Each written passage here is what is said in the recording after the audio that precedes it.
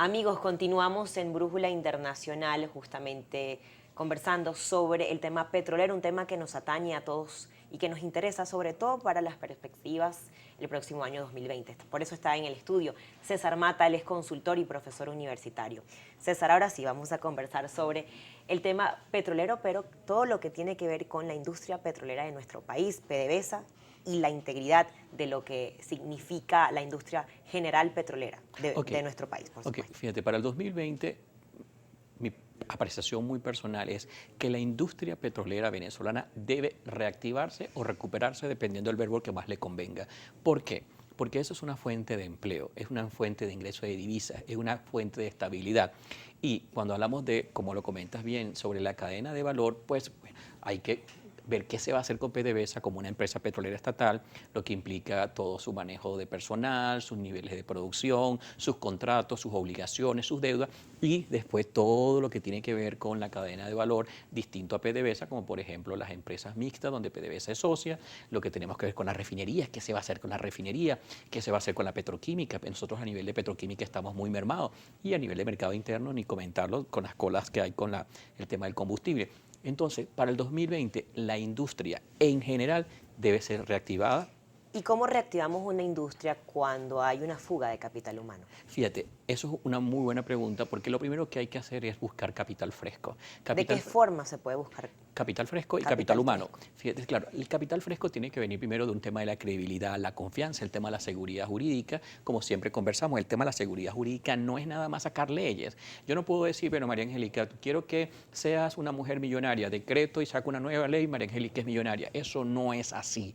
Las cosas se manejan, las cosas se construyen, la credibilidad se construye y el inversionista nacional y extranjero necesita de confianza y la confianza viene por la confianza jurídica, entendida como seguridad jurídica. ¿Para qué? Para que entonces el inversionista se pueda voltear a la banca internacional y poder levantar fondos para poderlos reinvertir. Y con esos fondos, por supuesto, viene el tema vinculado o conexo del capital humano. Mucha gente quiere volver a Venezuela. Yo tengo conocidos que están esperando regresar a Venezuela. Quieren regresar a Venezuela de manera inmediata, pero necesita, como, Condiciones. claro, necesitan condiciones como tú, como yo, necesitamos tener ingresos reales que nos permitan ir al supermercado, que nos permitan tener una vida decente, que uno pueda estar preocupado de las cosas que realmente nos preocupan más allá de temas políticos. Entonces, ¿cuál es la fuente de divisas? El sector petrolero. Entonces, el sector petrolero para mí es un sector que tiene consecuencias nefastas, pero las causas son muy sencillas y una de ellas es tomar decisiones. César, además de toda esta realidad que nos comenta, que pues es bastante delicada, tenemos otro problema y se tratan de las sanciones. Sí. Las sanciones que hemos recibido, tú bien las conoces, quisiera que nos dieras un abordaje sobre ello y cuál sería el pronóstico después del 20 de enero. Fíjense, el 20 de enero es un mes bastante importante para Venezuela porque vencen un par de licencias, pero específicamente vencen dos que tienen que ver con el sector petrolero.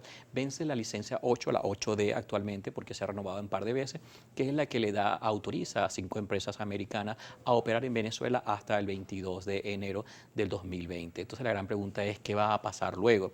La otra pregunta que hay, que está dando vuelta y que la gente está muy curiosa por saber, es la licencia 5. La licencia 5 básicamente es la licencia de los bonos 2020. ¿Cuál es la diferencia de la licencia 5? La licencia 5 antes permitía a los bonistas ejercer acciones contra Venezuela para cobrar esas deudas, pero la licencia se mejoró su redacción y le dio un plazo de 3 meses hasta el 25 de enero para que no se ejerzan acciones contra acciones que provengan de los bonos 2020. Entonces, escenarios para el primer mes de enero. O el Primero, primer trimestre del el año, primer trimestre, pero el primer para trimestre, extender un poco tú sabes más. que tradicionalmente el país, Venezuela, siempre arranca a partir del Por eso mismo. la segunda semana de enero y muchas veces la segunda semana de febrero. Pero en cuanto al tema de las sanciones, hay un tiempo que está corriendo y tiene que ver con la licencia 8D y la 5. ¿Por qué? Porque la 8D, la que tiene que ver con las empresas americanas, ¿qué va a pasar? Si la renuevan o no la renuevan. Si no la renuevan, ¿qué va a pasar con esa producción que tienen esas empresas en Venezuela, específicamente ¿Qué va Chevron? a pasar específicamente? Vamos a hacer un escenario ¿Qué va a pasar? de el peor pronóstico. Ok, fíjate, el peor pronóstico es que no la renueven. Si no renuevan la licencia, entonces el Estado tendrá que tomar acciones para cómo maneja esas operaciones. Bueno, ¿por qué? Porque la Ley Orgánica de Hidrocarburos dice que las actividades deben prestarse de manera continua y eficiente. Eso es un principio que está establecido en la ley. ¿Qué es conveniente? No lo sé. ¿Qué es inconveniente? Tampoco lo sé, porque bueno, yo lo que siempre veo es la parte legal. Ahora bien, lo ideal sería que el tema político se solvente. ¿Para qué? Para que haya una inversión integral, no solamente en el aparato productivo petrolero, sino en el aparato productivo general, para que se genere estabilidad. Porque uno de los daños colaterales más grandes de toda esta situación de sanciones, producción petrolera, es el daño emocional que tenemos los venezolanos. ¿Por qué? Porque hay mucha incertidumbre, mucha expectativa. Y en la medida que esa incertidumbre, esa expectativa empieza a mermar, el venezolano se empieza a sentir una vez más vivo y puede generar ingresos. Entonces, ¿qué va a pasar el primer trimestre? Bueno, enero se vencen estas dos licencias, vamos a ver si las van a renovar. Primer trimestre, la elección de la nueva Junta Directiva de la Asamblea Nacional. ¿Repite Juan Guaidó? ¿No repite Juan Guaidó? Si repite Juan Guaidó, ¿qué va a continuar? Si no repite Juan Guaidó, ¿qué va a pasar? Entonces, claro, hay un abanico de opciones que, por supuesto, van a marcar el destino del país en los primeros 3 meses. ¿Tiene opciones un gobierno como el actual de evadir sanciones y de salir a flote?